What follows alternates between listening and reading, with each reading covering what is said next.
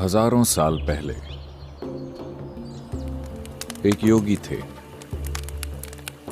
जिनका नाम था Sunira. We believe Sunira was just the next generation after Saptarishis. हम मानते हैं कि सुनीरा सप्तऋषियों के ठीक बाद की पीढ़ी के थे। वो उन पहाड़ों में रहे और कार्य किया जो अभी नेपाल में है, और उन्होंने एक असंभव प्रोजेक्ट अपने हाथ में लिया था।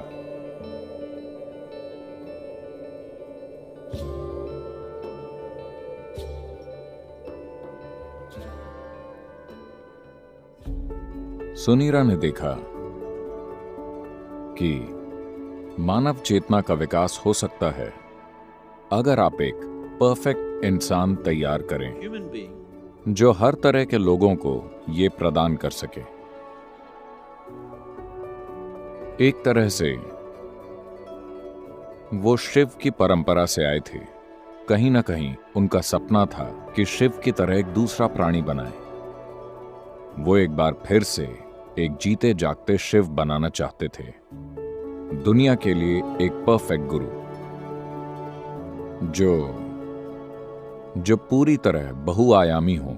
सिर्फ इस तरह की शिक्षा या उस तरह की शिक्षा न दें जैसे शिव ने पूरी मानव चेतना और मानव शरीर की हर संभव रूप में खोज की थी। वो वैसा जीवित प्राणी बनाना चाहते थे, तो उन्होंने एक ऊर्जा शरीर बनाना शुरू किया उस तरह का। और फिर उन्हें लगा कि वो उसके ऊपर एक भौतिक शरीर बना सकते हैं और उसे दुनिया में छोड़ सकते हैं कुछ 100 या 1000 साल के जीवन काल के लिए, ताकि वो सारी दुनिया को रूपांतरित कर दें जब तक उनका समय पूरा हो। तो उन्होंने इस प्रोजेक्ट पर काम शुरू कर दिया, और हां, वो इसे पूरा किए बिना ही मर गए।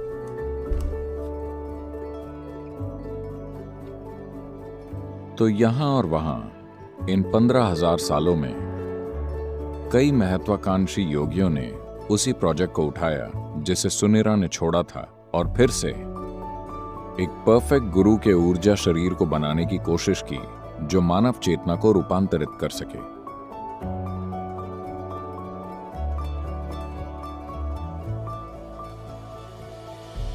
उन्होंने उसे मैत्रेय नाम दिया।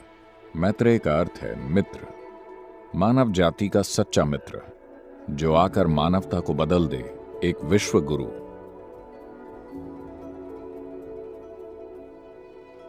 पीढ़ी दर पीढ़ी कई योगियों ने दोबारा सुनीरा के उसी अधूरे प्रोजेक्ट को पूरा करने की कोशिश की। यह हमेशा यौगिक परंपरा का हिस्सा रहा है, लेकिन पिछली सदी में यह सतह पर आ गया। यह समाज के सामने आया क्योंकि थियोसॉफिस्ट ने उस पर काम किया था। एनी बेसेंट,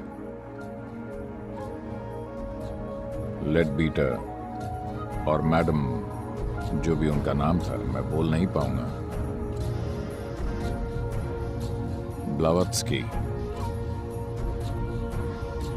उन तीनों ने इस पर काम शुरू किया। उन्होंने कहा हम इसे पूरा करेंगे। उन्होंने तंत्र विद्या के ज्ञान को बड़ी मात्रा में इकट्ठा किया। शायद पिछले कुछ 100 सालों में पहली बार, और निश्चित रूप से पहली बार, पारंपरिक तरीके से नहीं बल्कि आधुनिक तरीके से उन्होंने इस प्रोजेक्ट पर काम शुरू किया।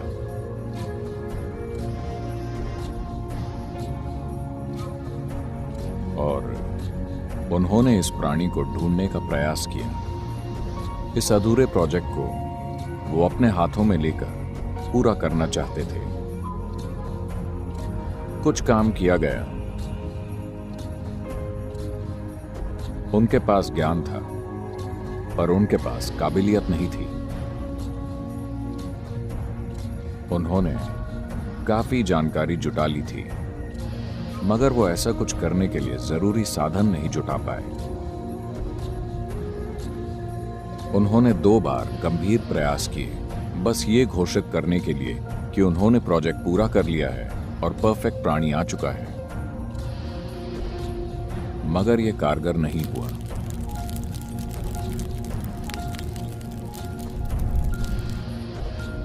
एक और समानांतर रेखा भी खींची जा रही थी। पिछले कुछ सहस्त्राब्दियों से, जहां कुछ और योगी जो सुनीरा के इस गौरवशाली मगर लगभग असंभव प्रोजेक्ट के बारे में जानते थे, उन्होंने ऐसी ही शक्ति पर काम शुरू कर दिया ताकि ऐसी एक संभावना को तैयार किया जाए, मगर उसी चीज के लिए उनकी समझ बिल्कुल अलग थी। एक ऐसा परफेक्ट प्राणी बनाना जो इंसान न हो, इंसानी रूप में न हो,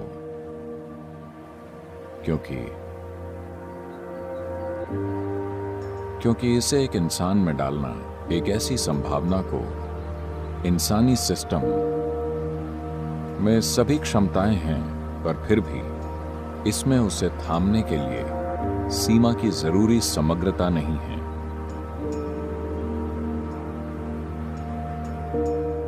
ऐसे कई पुराने अनुभव हैं जिसमें कई जगहों पर ध्यान लिंग बनाना या बनाने की कोशिश की गई है। न जाने कितने प्रोजेक्ट शुरू हुए इन पिछले 2000-3000 सालों में, और उन्हें अधूरा ही छोड़ दिया गया किसी न किसी समस्या की वजह से। भोजपुर में एक ध्यानलिंग बनाने की कोशिश की गई थी लगभग 1000 साल पहले, 1000 साल से थोड़ा और ज्यादा। एक स्थानीय राजा ने इसमें सहयोग किया था, तो इसमें खूब पैसा लगाया गया और उन्होंने एक भव्य मंदिर बनाया जो अधूरा है, और बाकी योजना उन्होंने पत्थर पर बना दी। आप जानते हैं, क्योंकि उस समय ड्राइंग बोर्ड नहीं होते थे, उन्होंने एक पत्थर को समतल किया और पत्थर पर मंदिर की विस्तृत योजना बनाई जिसमें इसके निर्माण की सभी जानकारी थी। उनके पास एक भव्य योजना थी, एक सुंदर व्यवस्था और सब कुछ था, मगर कुछ चीजों के कारण वो आधे में ही रुक गया।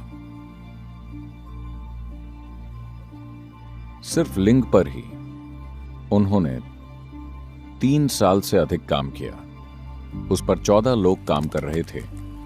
एक योगी थे जिन्होंने ये पूरी प्रक्रिया शुरू की थी, और इन्होंने 2 साल से ज्यादा काम करके ये 14 लोग तैयार किए, 7 पुरुष और 7 स्त्रियां, जिनमें जबरदस्त या असाधारण क्षमता थी, और उन्होंने ये काम शुरू किया। They created this lingam almost 95% done. उन्होंने इस लिंग को लगभग 95% बना दिया था, मगर उसी समय एक आक्रमण हुआ।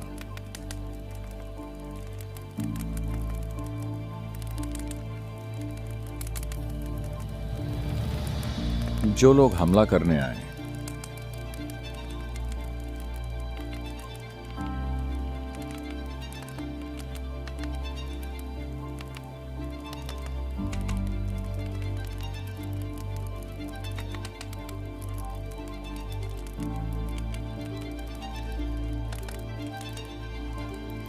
उन्होंने इन लोगों को कुछ ऐसी स्थितियों में पाया जो उन्हें बहुत अजीब लगा, और उन्होंने हमला कर दिया।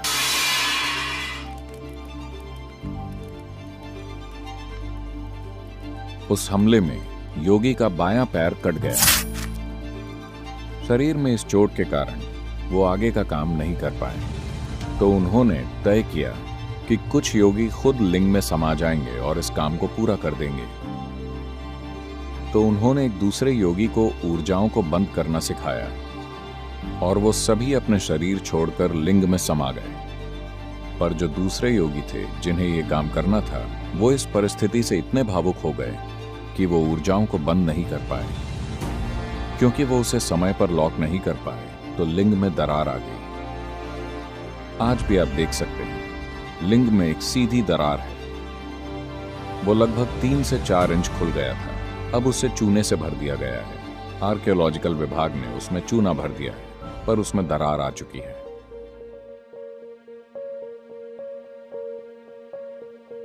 ऐसी संरचनाएं बनाना कई योगियों की इच्छा रही है, क्योंकि आत्मज्ञान के साधन बनाना सिर्फ उपदेशों की तरह या अभ्यासों की तरह नहीं जिन्हें कोई कर सके, बल्कि जीवित साधन जिनके आसपास लोग समय बिता सकें, जीवित साधन जिनसे लोगों को उस प्रक्रिया की ओर ले जाया जा सके। ये हमेशा से योगियों की सबसे बड़ी इच्छा रही है। One of them who had such a desire fixed me up for the job. ऐसी इच्छा वाले एक योगी ने इस काम के लिए मुझे चुना।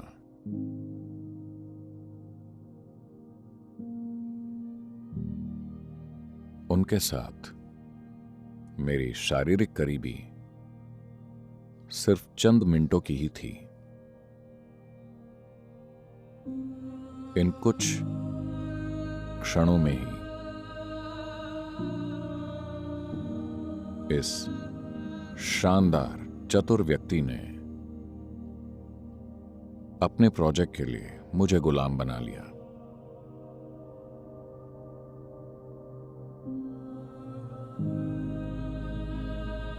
मैंने हर काम बस इसे साकार करने के लिए किया, क्योंकि ये मेरे गुरु का सपना था। ये उन्हीं की दूरदर्शिता थी कि ध्यानलिंग स्थापित किया जाना चाहिए।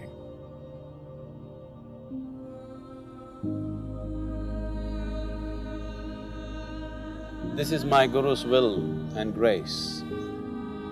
ये मेरे गुरु की इच्छा और उनकी कृपा है।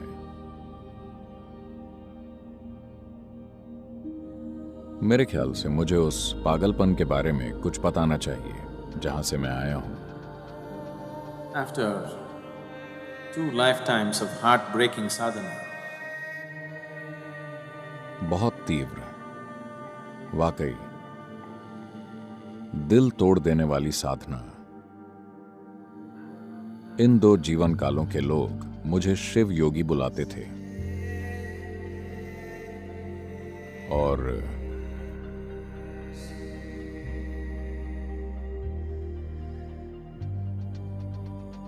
जब जरूरत थी,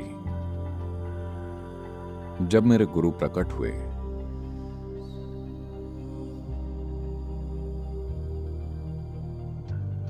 और जब उन्हें लगा कि मुझे छूना ठीक नहीं होगा, तो उन्होंने अपनी छड़ी से मुझे छुआ। and everything that needs to be realized was realized. और वो सब जो जागृत होना जरूरी था, वो जागृत हो गया। मैं उस परम बिंदु पर था जिस पर कोई भी चीज हो सकती है।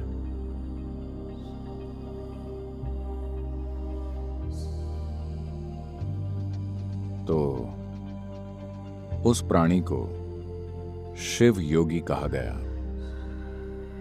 जो उस मिशन को पूरा करने की कोशिश कर रहे थे जो उन्हें सौंपा गया था, सफल नहीं हुए। वो फिर वापस आए।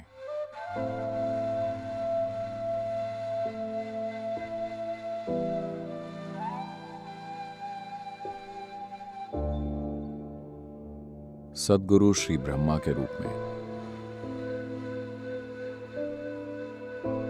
कड़ी मेहनत की,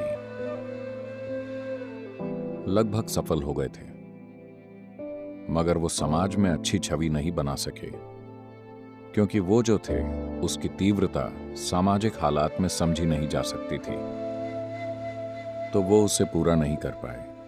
उन्होंने कुछ लोगों को तैयार किया और फिर पहाड़ पर चले गए। वो खुद को जांच रहे थे कि वो असफल क्यों हुए। उनके पास सब कुछ था, ऐसा क्यों हुआ कि सफलता नहीं मिली? वो जानते थे कि ऐसा नहीं है कि उनमें क्षमता की कमी है, बात बस इतनी है कि वो बस समाज का समर्थन नहीं जुटा पाए जिसकी जरूरत थी। तो वो आखिरी बार पहाड़ पर गए।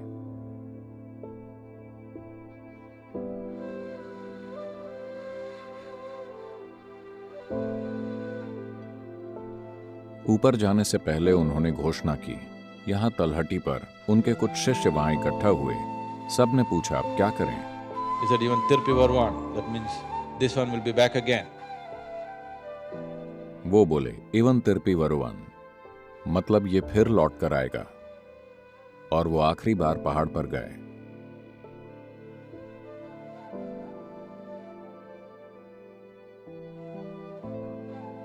और उन्होंने एक दुर्लभ चीज की। उन्होंने एक ही समय पर अपने 7 चक्रों से अपना शरीर छोड़ दिया। यानी वो बस खुद को जांच रहे थे। वो जानते थे कि ऐसा नहीं है, मगर फिर भी कुछ असफल हो तो सबसे पहले आपको अपने दोष जांचने चाहिए। तो वो देख रहे थे कि क्या मैं सक्षम नहीं हूं या उतना सक्षम नहीं हूं। तो उन्होंने अपने 7 चक्रों से अपना शरीर छोड़ दिया। ये असाधारण ऊर्जा, बिल्कुल अलग ऊर्जा जो कहीं और नहीं है, आप 7वीं पहाड़ी पर महसूस कर सकते हैं।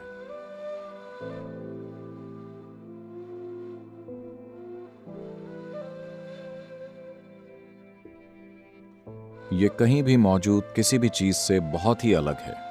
ये बिल्कुल अलग है। तो ऐसा करके वो जान गए कि समस्या क्या है। आपने परिस्थितियों को ठीक से नहीं संभाला।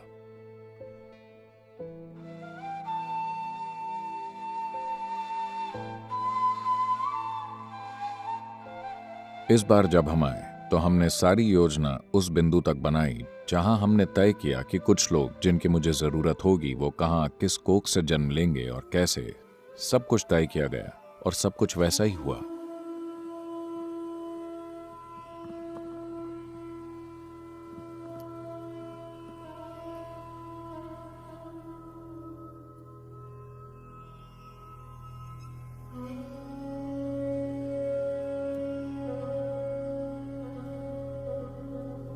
प्राण प्रतिष्ठा के लिए जिन लोगों की जरूरत थी, मैंने उन्हें सही जगह पर रखा ताकि सही समय पर सब कुछ साथ में आ जाए। इसके बावजूद इस जीवन में इसे पूरा करने के लिए लोगों को साथ लाने, उन्हें उनका अतीत याद दिलाने, उन्हें तैयार करने में 18 साल की तैयारी लगी। यह आपके लिए परी कथा जैसा है, मगर यह ऐसी चीज है जो हमारे लिए एक जीवित सच्चाई है। तो प्राण प्रतिष्ठा की प्रक्रिया में 3.5 साल लगे, जो बहुत तीव्र प्रक्रिया थी। जिन लोगों ने इन चीजों को होते देखा, उनका जीवन पहले से बिल्कुल बदल गया है। ऐसी चीजें जिनकी उन्होंने कभी सपनों में भी कल्पना नहीं की थी, उन्होंने देखी। उन्हें अब भी विश्वास नहीं होता कि उनकी मौजूदगी में वाकई ऐसा हुआ।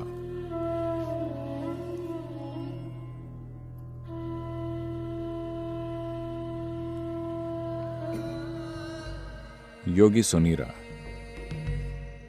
उन्होंने जीवन भर इस पर काम किया और उनके जीवन के अंत में जब ये परफेक्ट प्राणी बनाने का उनका सपना अधूरा रह गया, तब योगी सुनीरा ने एक भविष्यवाणी की।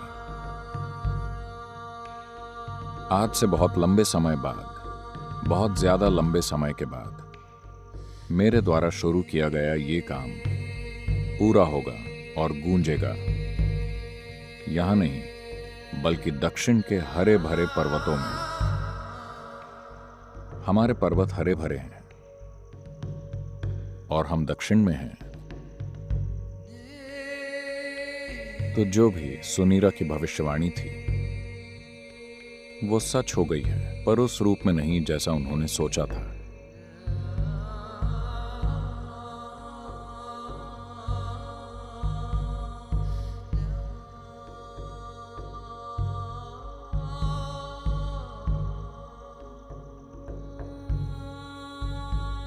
ध्यानलिंग एक जीवित गुरु की तरह है।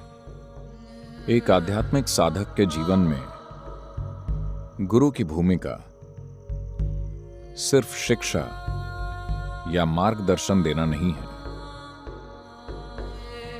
सबसे बुनियादी चीज जिसकी वजह से एक आध्यात्मिक साधक गुरु की तलाश करता है, वो ये है कि एक गुरु उसकी ऊर्जा को एक अलग आयाम में जागृत कर सकता है।